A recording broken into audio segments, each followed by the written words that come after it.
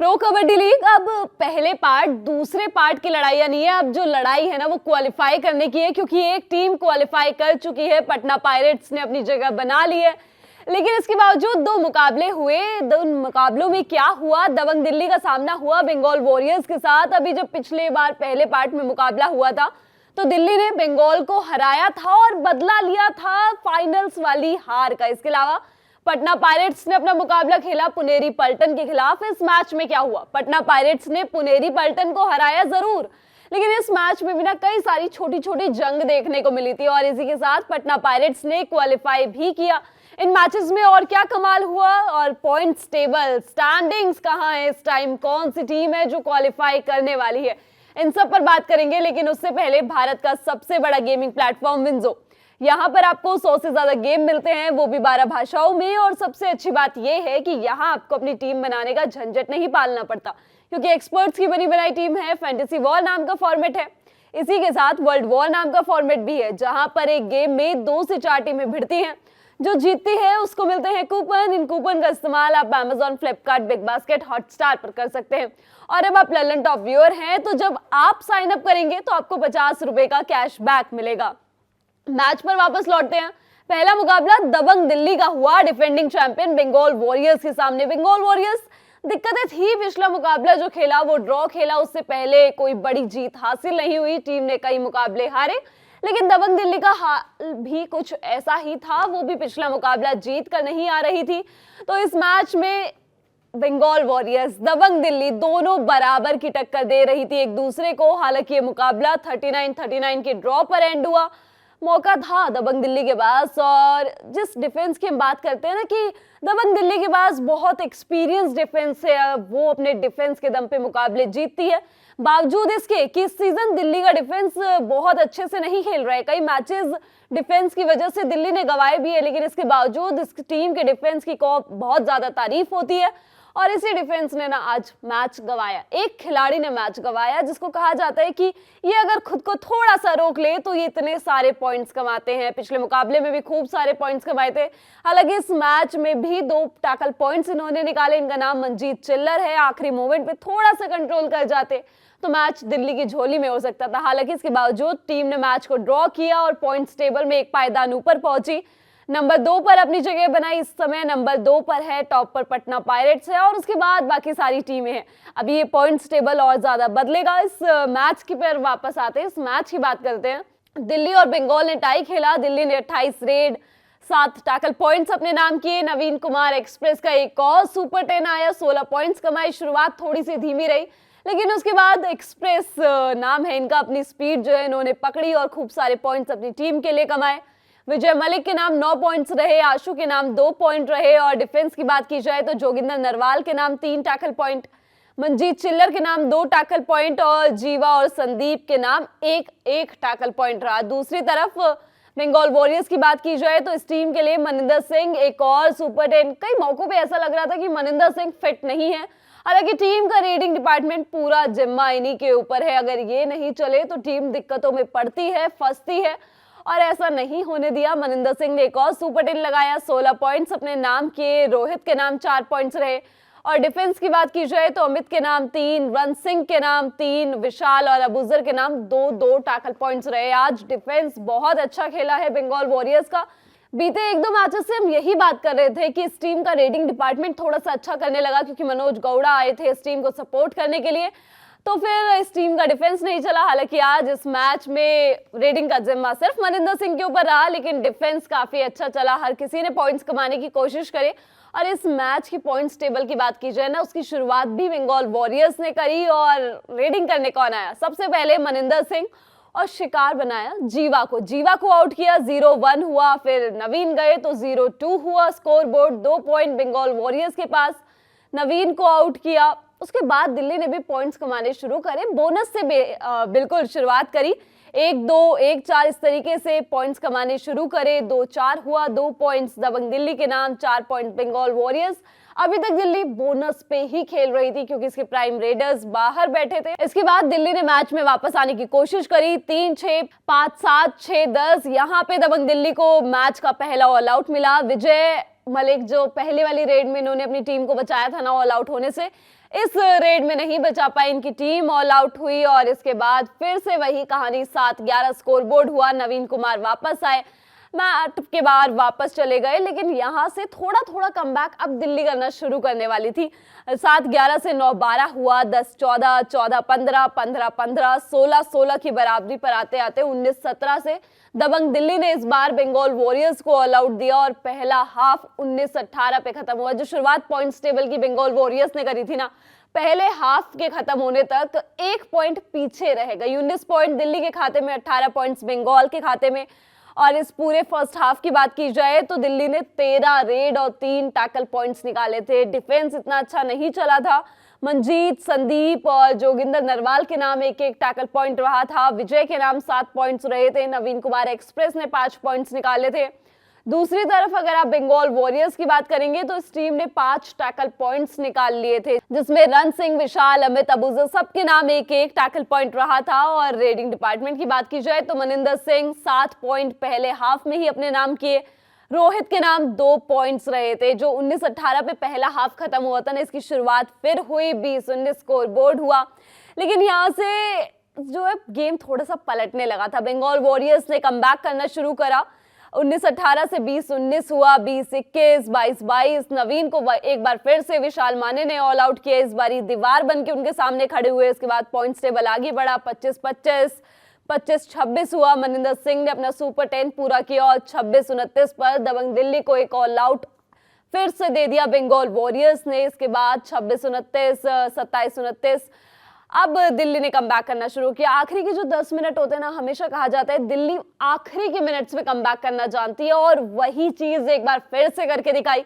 All out होने के बाद एक बार फिर से वापसी करनी शुरू करी। 1-1 करके अपने पॉइंट्स बढ़ाए। 27-29, 28-29, 29-29 की बराबरी करी। और इन 3 रेड्स में मनिंदर सिंह को, इनके कप्तान, रेडिंग डिपार्टमेंट का अकेला जिम्मा संभालने वाले मनिंदर सिंह को बाहर भेजा। डिफेंस में अच्छा कर रहे अबूजर को बाहर भेजा। और जब मनिंदर नहीं होते तो मनोज गौड़ा को बाहर भेजा इस आखिरी के 10 मिनटों का खेल में। 30-29 से अपनी बढ़त बनाई, लेकिन यहाँ पे एक और खेल हुआ क्योंकि 30-31 से अपनी लीड 1 पॉइंट से आगे करी बंगाल वॉरियर्स ने।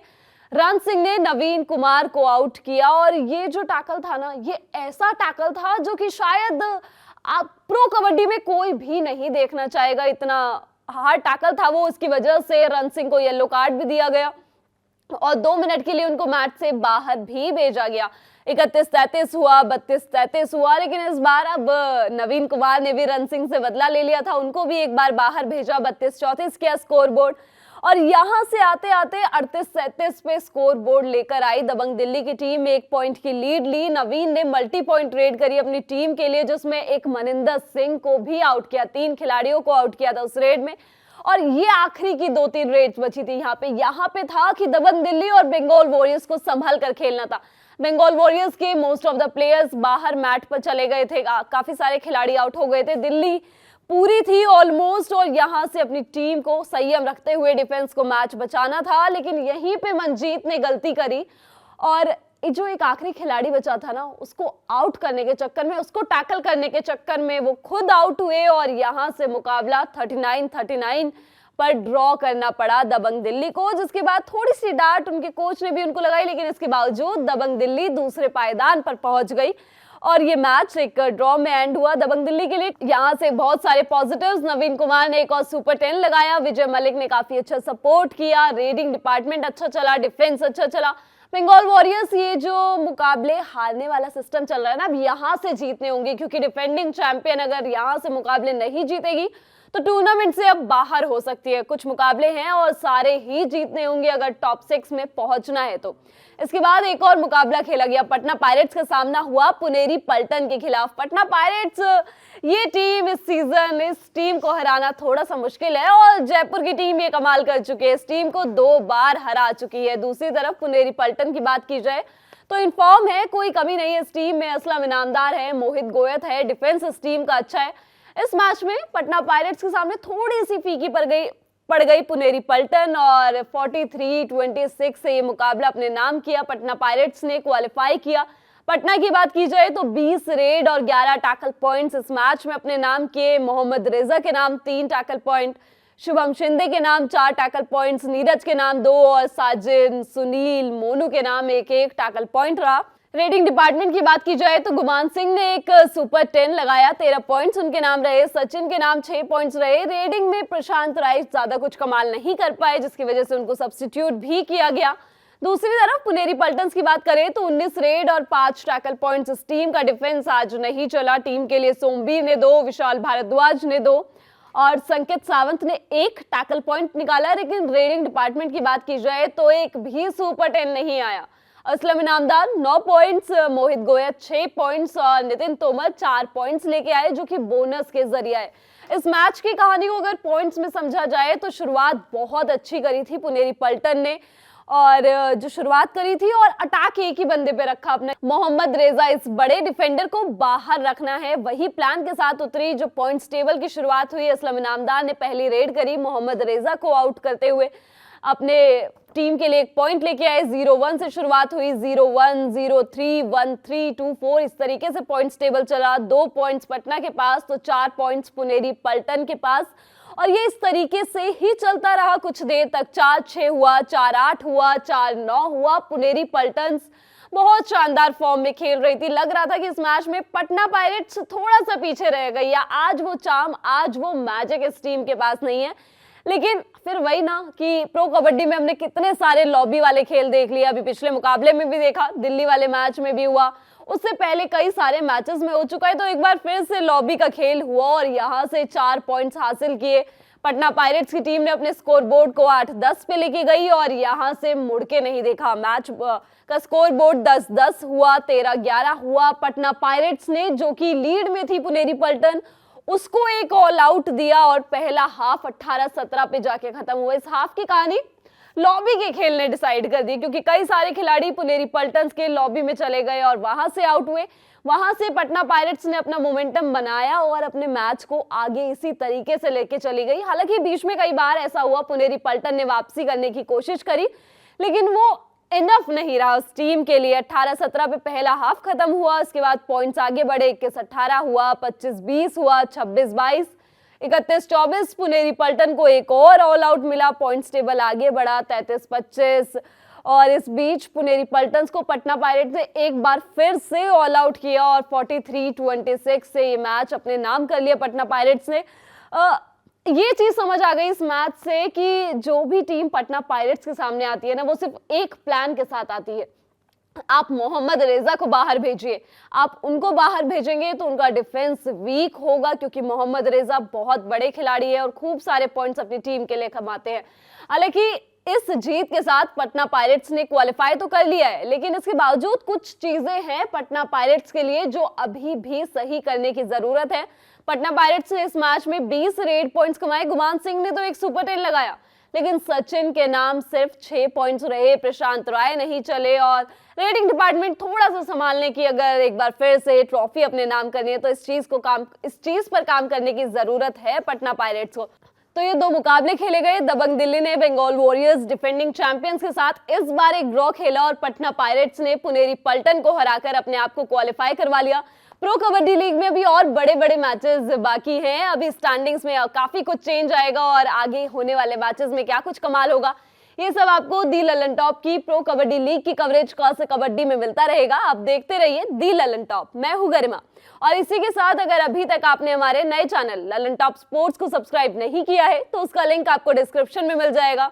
वहां जाकर हमारे नए चैनल को सब्सक्राइब कीजिए, क्योंकि वहां आपको तमाम स्पोर्ट्स से जुड़े किस्से, कहानियां, न्यूज, इंटरव्यू, लाइव ओपिनियन सब कुछ मिलता है।